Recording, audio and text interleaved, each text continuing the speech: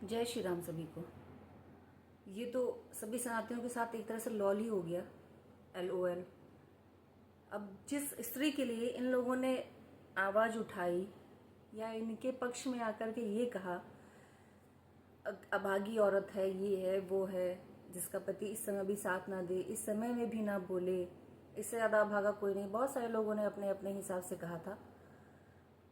अपमान तो हुआ ही था, लेकिन अपमान हमारी सनातनी स्त्रियों को महसूस होता है, इस तरह से कन्वर्टेड महिलाओं को महसूस नहीं होता। आप इनके बयान से अंदाज़ा लगा सकते हो, इसके कुटिल मुस्कान से अंदाज़ा लगा सकते हो, इसके हाजी यानी कि डिम्पल यादव के इस चेहरे को आप पहचानो। ये महिला अपने बारे में ना कह करके उस मुल्ले के पकड़े जाने से खुश तो ये है, लेकिन लग तो ऐसा रहा है कि ये खुश सिर्फ इसलिए है कि जैसा इन लोगों ने सोचा था कुछ वैसा ही हुआ है। और मुझे तो ये दाल में कुछ काला सा लग रहा है कि ये इन लोगों का ही षड्यंत्र था, क्योंकि जो हमारे सांसद होते हैं वो इस तरह से मीटिंग बिना बताए नहीं करते। और मीटिंग जो होती है, मीटिंग से पहले पत्रकारों को बुलाया जाता है, मीटिंग के बाद भी बाहर पत्रकार होते हैं। यहाँ पे मीटिंग किस बात की थी, क्या हुआ था, मुद्दा क्या था, ये किसी को नहीं पता है। लेकिन बस एक झलक उस मस्जिद के अंदर कैमरे थे, तो फिर वो इस तरह से सिर्फ पिक्चर ही क्यों है? पूरे वॉइस के साथ वो मीटिंग अगर नहीं वॉइस के साथ दिखाया जा सकता है कि भाई हो सकता है उनकी खुद की कुछ आपसी जो भी रही हो, कुछ चीज़ें गुप्त भी रखी जाती हैं, आप बिल्कुल रखिए। लेकिन एक पिक्चर, वो भी बैक साइड से डिम्पल यादव के पीछे से ही ले करके, और उसको डाला गया सोशल साइट पे। और सोशल साइट पे डालने के अगले ही दिन ये मौलाना साहब कहते हैं कि नंगी बैठी थी वो, पीठ से देखिए वो नंगी है।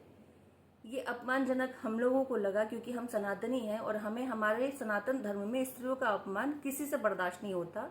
बस यही एक कारण है कि बाकी सभी ने वीडियो में शेम किया अखिलेश यादव को भी और हर इंसान को भी कि हम बर्दाश्त नहीं कर पाएंगे हमारे सनातन महिला के अपमानजनक बातों से।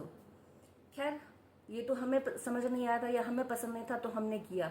लेकिन डिम्पल यादव के बयान से लगता है कि इनको पसंद है, इनको हलाला करवाना ही पसंद है, क्योंकि ये कन्वर्टेड है, फुल टू कन्वर्टेड है। इनके बयान से मुझे यही लगता है।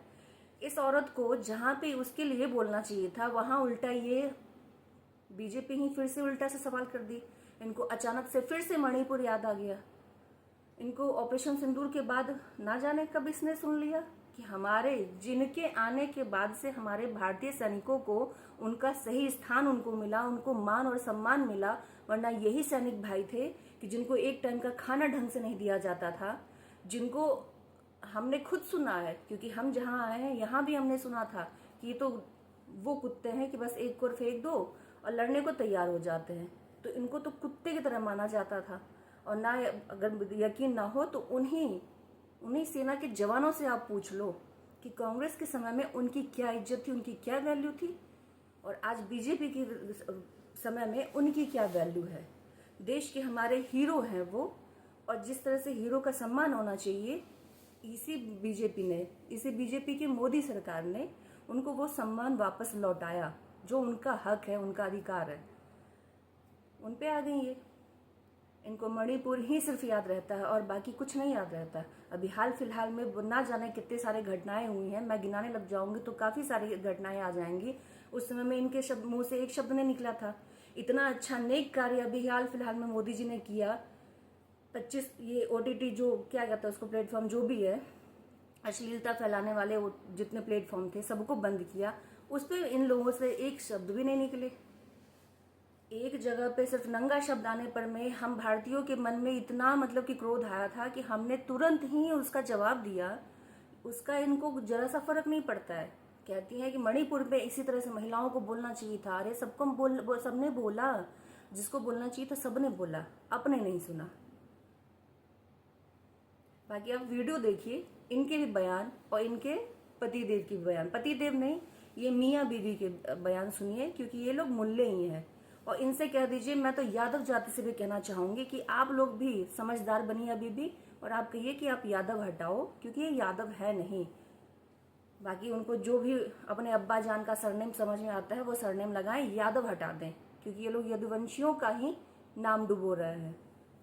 बाकी आपकी इच्छा, क्या करना है नहीं करना है, लेकिन यही है कि जितने भी सनातनी भाई बहन थे उनके साथ तो लॉल हो ही गया। उन्होंने सोचा था कि क्या पता, है तो इसी देश की मिट्टी से पले बढ़े और इसी देश के मिट्टी से बने उगे हुए अनाजों को खाए हुए, क्या पता कहीं ना कहीं इंसानियत बची होगी। लेकिन आप लोगों ने देख ही लिया होगा, दोनों के बयान से सुन ही लिया होगा आपने। अब इनसे धर्म परिवर्तन करने को कह दो, ये परिवर्तन करके एक ही जगह के रहे, इस तरह से दोगले ना बने थाली के बैंगन की तरह, लुढ़क के इधर लुढ़क के उधर। बाकी आप लोग समझदार हो। जय सिया राम।